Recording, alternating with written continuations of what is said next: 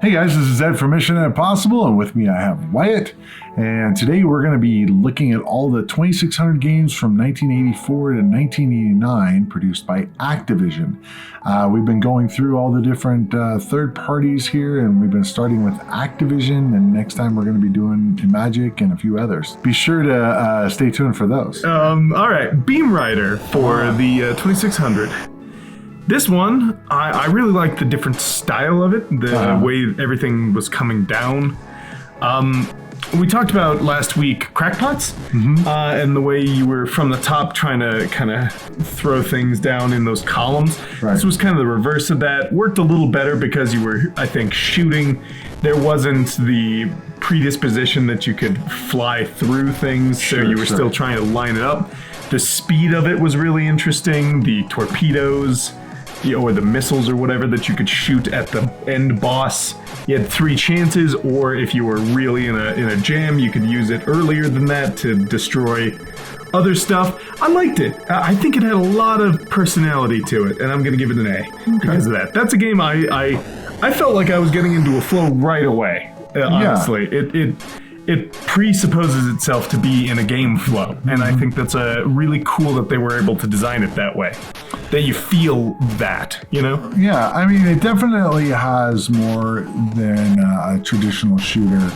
The fact that it's got the lines and they go up and down, you're describing like kind of the rewind kind of feature. Yeah, when you and yeah, reset. The fact that the boss comes out and you have to shoot him with the special torpedo. I thought that was pretty good. I also would probably give it an A. It was good, not amazing, but it was pretty fun. So I think it had a lot of personality. Commando, I'm giving a C. That game was, well, maybe no. I'm gonna stick with my gut. Okay. It's a C kind of game. We didn't play it for very long on the stream, for one thing. Right. It was, what was it, Warriors of Akali or? Akari Warriors. Akari Warriors, not. Right, yeah. But it was a lot like that, but the movement felt very sluggish. Right. You didn't have the opportunity to get into a tank at any point. Right. And your grenades only went forward, and if you threw them off screen, it was gone. Didn't do anything for you. Yeah. It was just kind of a middling kind of game. Not Activision's best. Yeah. So I'm not going to play it again. So for Commando, for me, yeah, I mean, I like the graphics. The graphics were good. Let's see, I'm going to have to copy you, I think, and go with the C. Yeah, graphics can't really save it. Yeah, I mean, it was okay. It was fine. But yeah, I think that it was serviceable enough, I guess. It just didn't have really much going on for it otherwise. Sure. But let's see, Cosmic Commuter I thought was interesting. The lander into kind of a defender style, picking people up, but it was kind of unclear when you picked them up.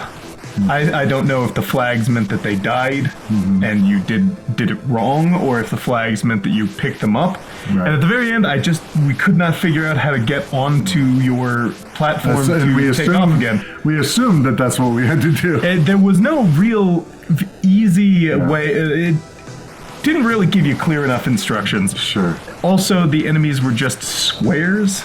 Right. The system... Yeah, like the blocks of cheese or the system very clearly has the capability to do a lot more than that. So the fact that they didn't, despite the fact that their studio had done so much more otherwise, it's just kind of disappointing. I'm going to have to give it a C as well. I'm going to mix it up and do a little lower C. I thought it was, again, okay. It wasn't anything spectacular to me. So. Double Dragon sucked, though. Yeah. I'm gonna. I wouldn't. Do we need to bring back the basic math? Almost, yeah. Almost, yeah. It's a basic math in spirit. Just visually toss it in the trash. Unfortunately, visuals were bad. Game feel was terrible.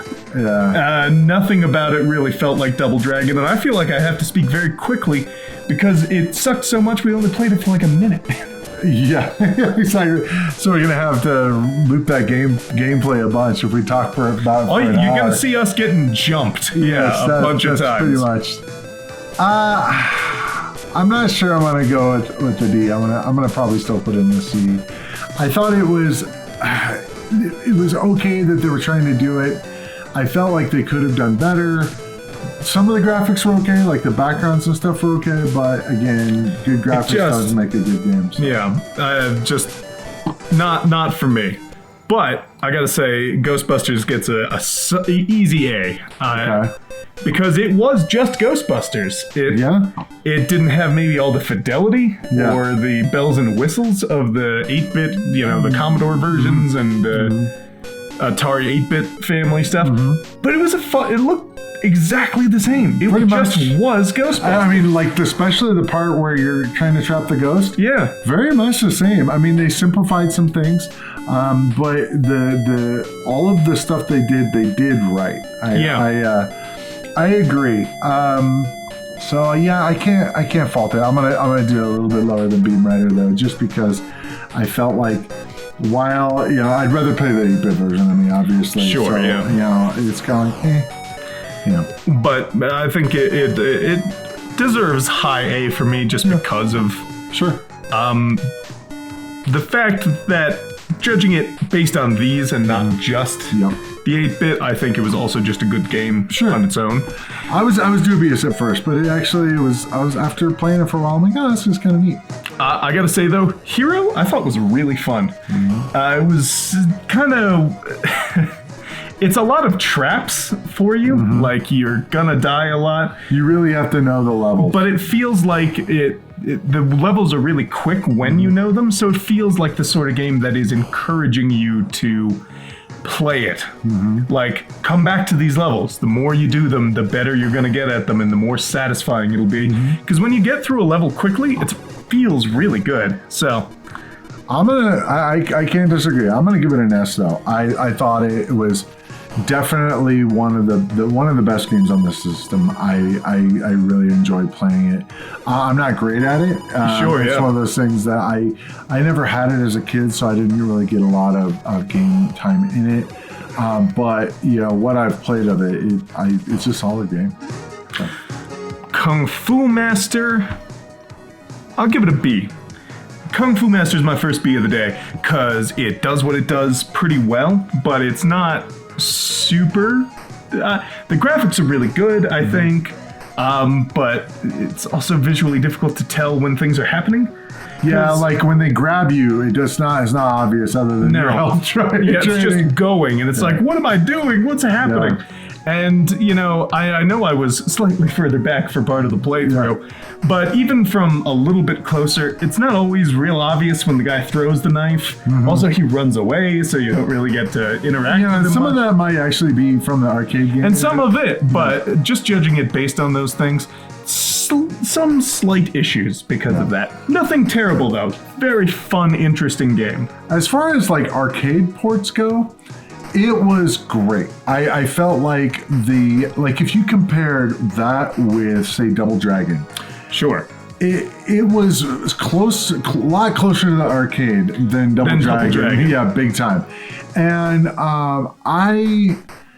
for me, I think I'm going to give it a low A. I think they did a great job with it.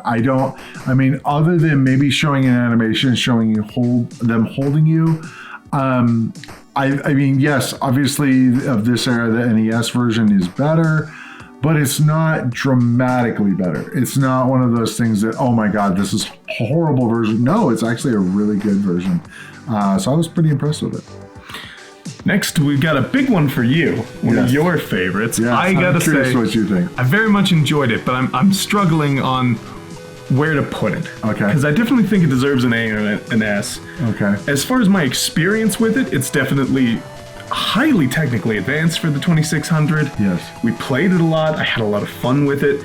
But it's also one where it's like, if you're not hitting a checkpoint, you're going back really far. Yes. Your points at least are also there are checkpoints. Yeah, which is awesome. And I think there's a lot there, and I think it's awesome. I just don't know if I can put it above an A at this time, at least from the experience that I had with it in our limited time. Sure. Got you. For me, S all day. Yep. And high S. It is quite possibly my favorite on the system. It's very close to the 8-bit version. That's just what I grew up with. The only real difference was the sound. Yes, there were some differences in the graphics and stuff. We played on the stream. We played the 8-bit version to kind of compare. Some other gold bars. Yeah, exactly. Places, little things. But all in all, if you compare it just like with the original Pitfall, it was a paradigm shift as far as the way the games are played, as far as having the play field as being, yes, it's still screens, but you are playing through this map, and it's very obvious that you're playing through a map. Whereas on the original Pitfall, there was a map, but you didn't really. Yes, it had continuity between the different left and right and all that, but not the same thing. But with this, you up and down, and you go all these different places. There's an actual map. Yeah, and as far as like a sprawling playfield.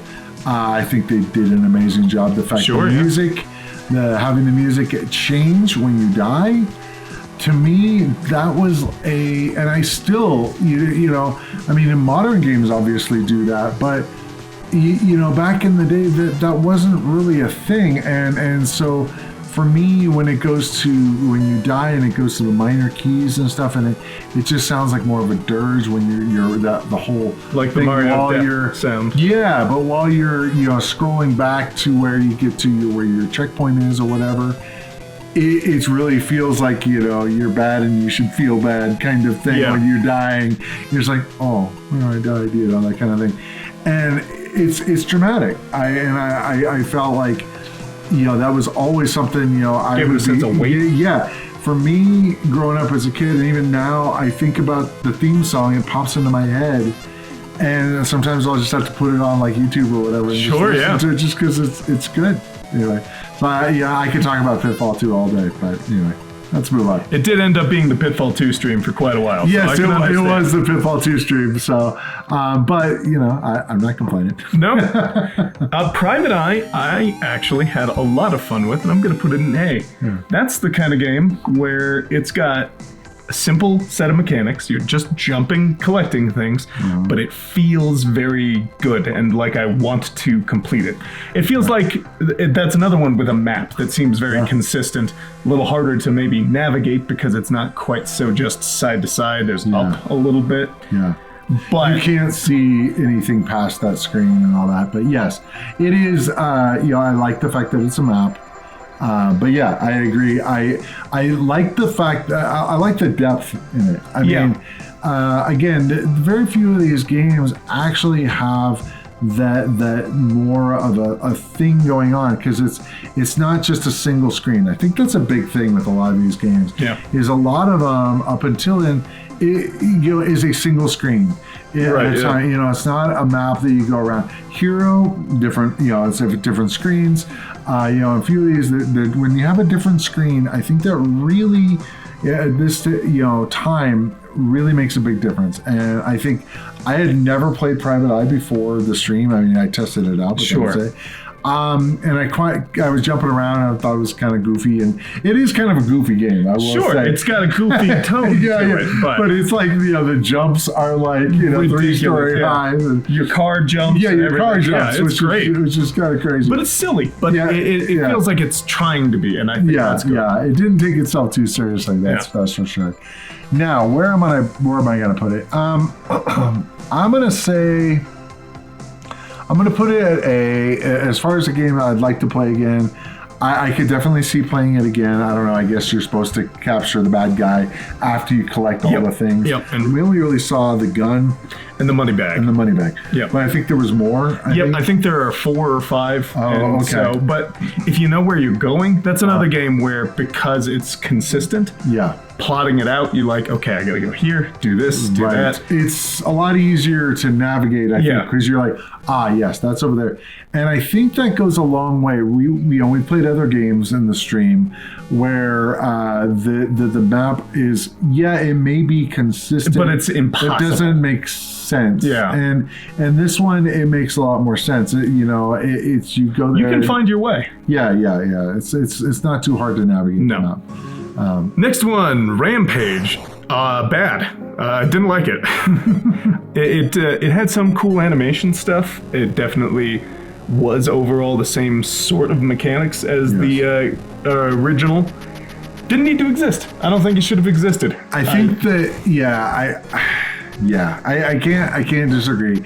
I think the big thing for me was the game was really popular in the arcade and obviously popular on the NES, but what I think gave it a lot of character were the graphics. You know, seeing the guy grab the people and eating them and doing all that stuff, and it looked really cool. Graphically, I think that Rampage was excellent, like in the arcade.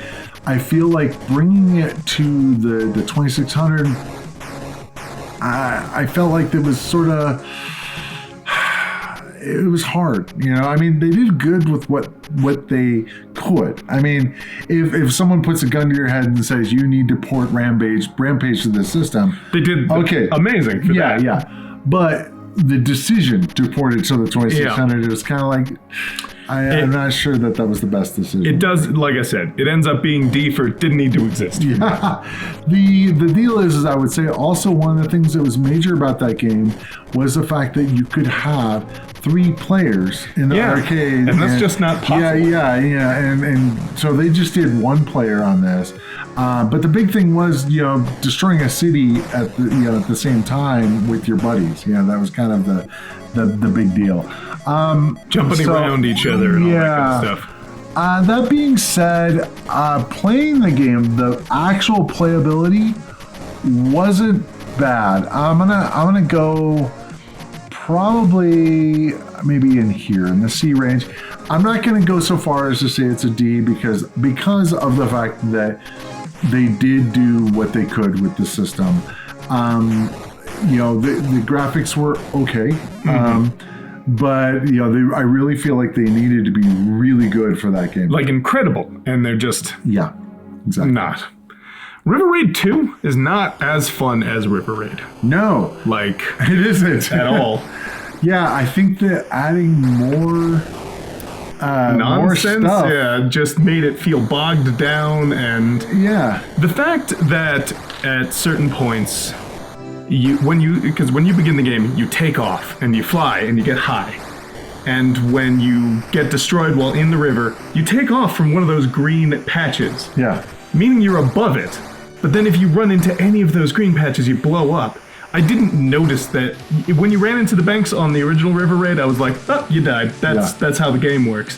For this one, they made an incongruity that didn't need to exist. Yeah. Now, I would have said, if they would have just said, at a high, and they should have, if they were going to do the altitude thing, they really should have made it obvious what your altitude was. Yes, it had a bar, but truly the shadows would have been good, or the bigger and smaller of the ship, something.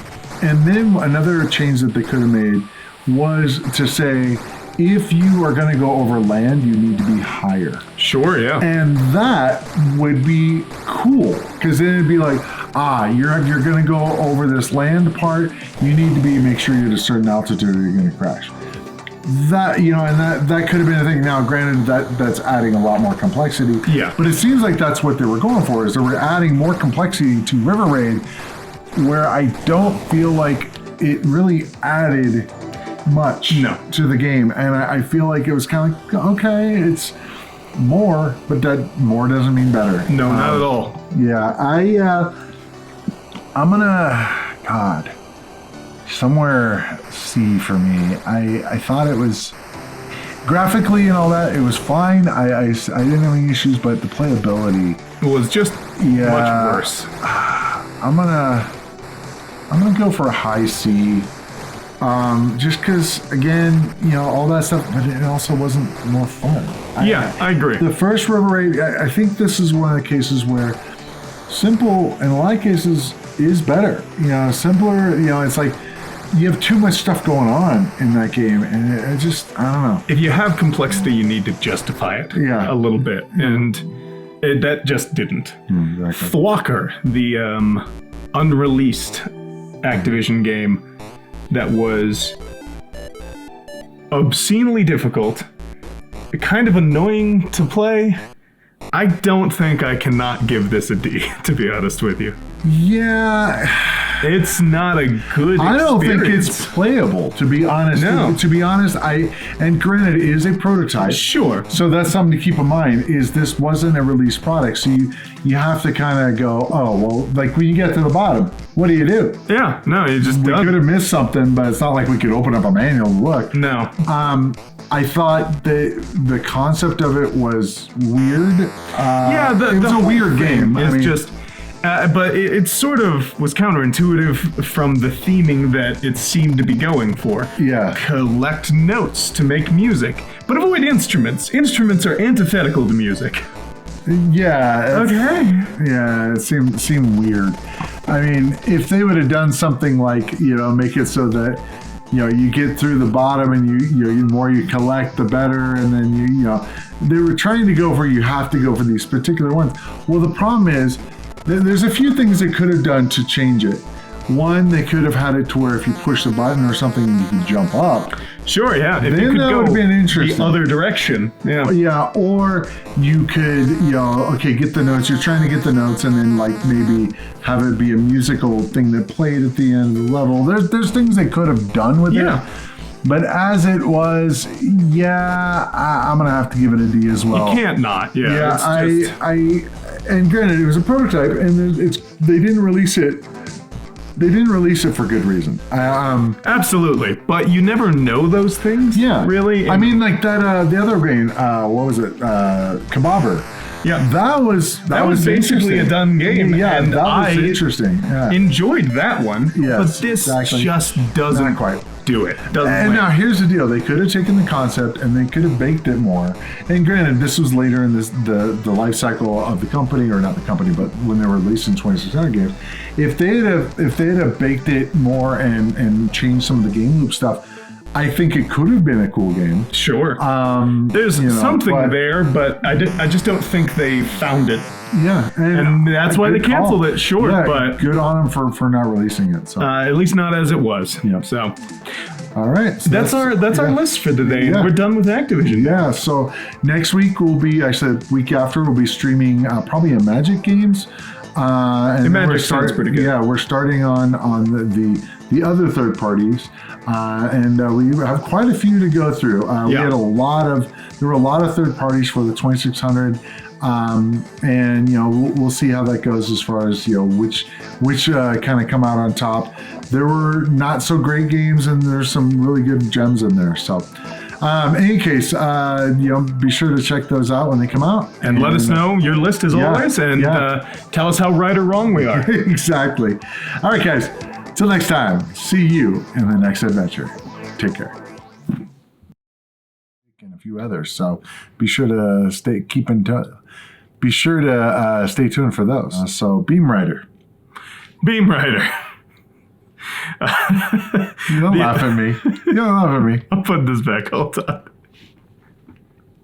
Keep in touch, everybody. Keep in touch. You said that. I didn't want to. Be sure to stay tuned.